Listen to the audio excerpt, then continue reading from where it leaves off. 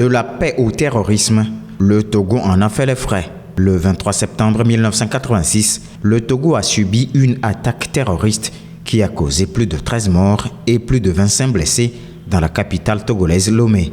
Selon les informations fournies par le régime d'alors, dirigé par le général Gnassingbé Eyadema, un groupe d'hommes armés avait pris d'assaut plusieurs points névralgiques du pays. Leur ambition était de renverser le gouvernement du général Eyadema, qu'il jugeait dictatorial, afin d'instaurer un régime démocratique.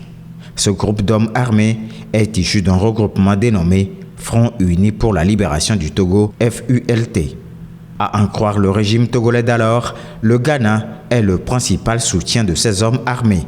Les autorités ghanéennes, quant à elles, avaient nié toute implication de loin ou de près dans cette tentative de renversement du régime d'Eyadema.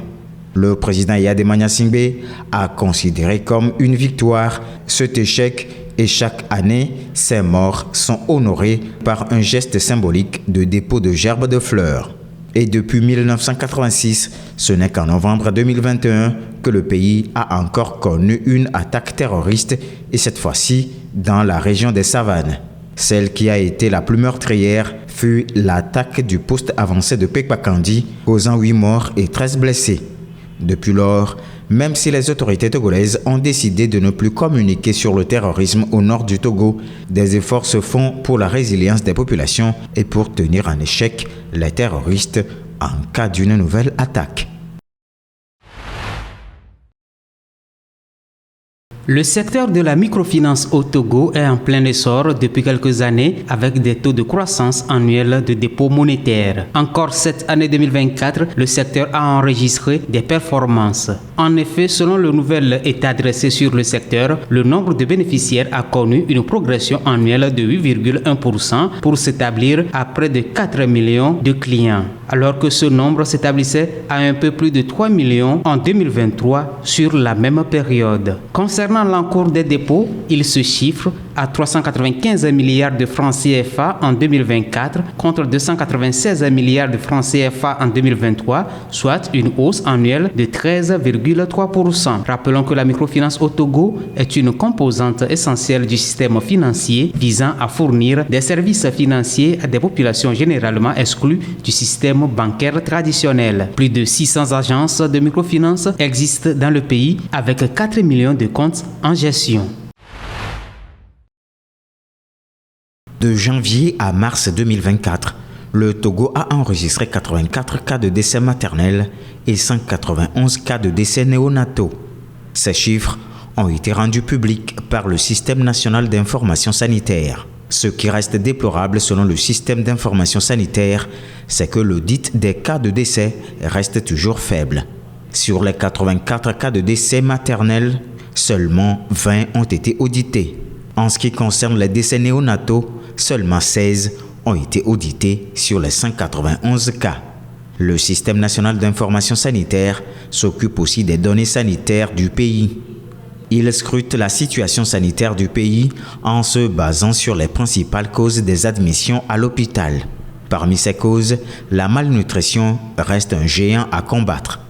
Au premier trimestre 2024, plus de 4000 cas de malnutrition ont été dépistés. Un peu plus de 1500 cas ont été guéris et 32 cas malheureusement ont succombé. Dans le Grand Lomé, la malnutrition a atteint plus de 2000 personnes. 338 personnes en ont été guéries et 4 décès s'en sont survenus. Après la malnutrition, la tuberculose reste une question de santé publique. Prise sous toutes ses formes, la tuberculose a été dépistée chez près de 850 personnes. Une forte endémicité de la tuberculose est notée dans la région du Grand Lomé, dans la région maritime et celle des plateaux. Le Système national d'information sanitaire donne aussi des statistiques sur les autres maladies comme le paludisme, les maladies non transmissibles, le VIH-Sida et l'état de la politique vaccinale dans le pays.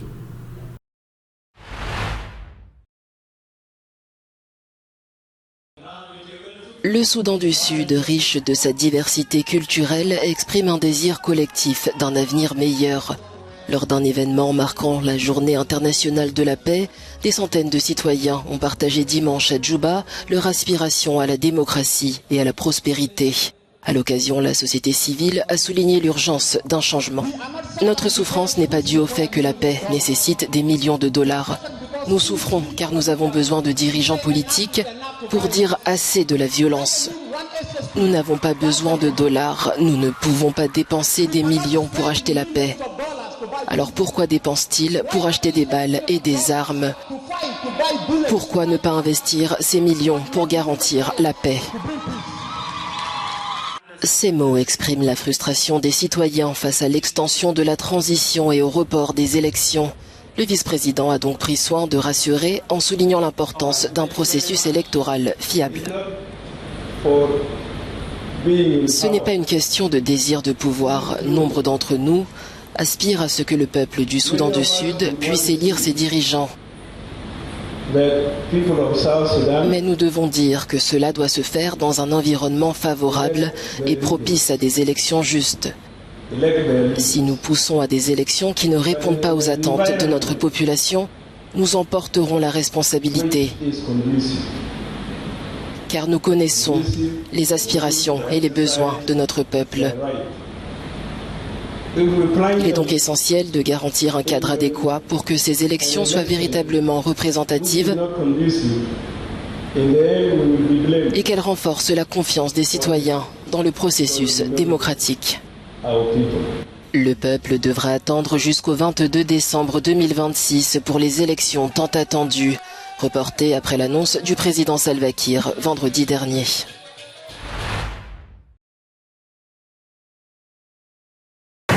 À 2 semaines des élections présidentielles en Tunisie, la tension ne faiblit pas. Les ONG et l'opposition promettent de descendre à nouveau dans la rue pour protester contre ce qu'ils appellent le retour de la dictature, alors que des centaines de Tunisiens ont déjà manifesté dimanche pour dénoncer le renforcement du régime autoritaire du président Kais Saied. La récente mobilisation est intervenue après que les législateurs ont proposé un projet de loi visant à priver le tribunal administratif de son autorité pour trancher les litiges électoraux. Une mesure qui, selon l'opposition, discréditerait les élections et ouvrirait la voie à Saïd pour obtenir un second mandat. Les tensions politiques se sont intensifiées depuis que la commission électorale a disqualifié 3 figures de l'opposition du scrutin.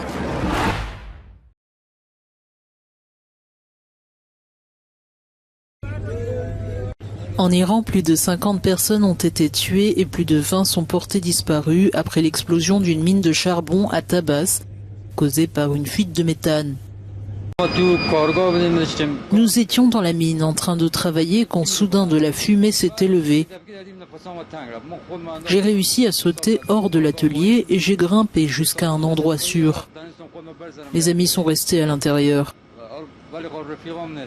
L'explosion a impacté 2 blocs où se trouvaient 69 employés. Les équipes de secours tentent de sauver les 22 personnes encore piégées, mais les opérations sont entravées par l'accumulation de gaz. Le président iranien Massoud Pezeshkian a présenté ses condoléances et ordonné une enquête. Cet accident s'inscrit dans une série d'incidents mortels liés à l'exploitation minière en Iran. L'année dernière, une explosion dans une mine de charbon à Damran, dans le nord du pays, a fait 6 morts. En 2017, 43 mineurs ont perdu la vie dans une explosion similaire à Azadchar.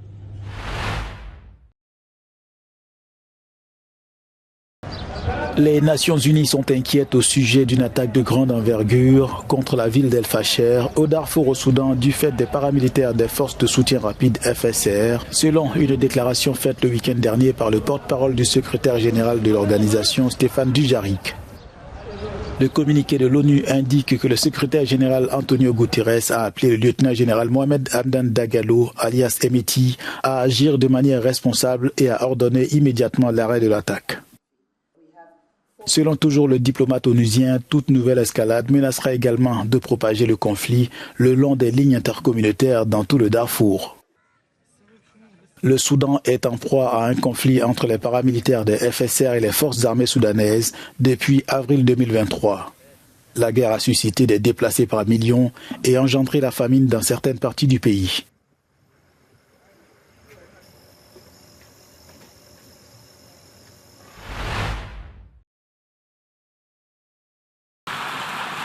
À New York, dimanche, l'Assemblée générale de l'ONU a adopté le Pacte pour l'avenir, un document clé de 42 pages qui rassemble les 193 États membres autour d'enjeux comme le changement climatique, les inégalités et la gestion des technologies émergentes. Les dirigeants mondiaux se sont engagés à transformer ces défis en opportunités pour un avenir durable et inclusif.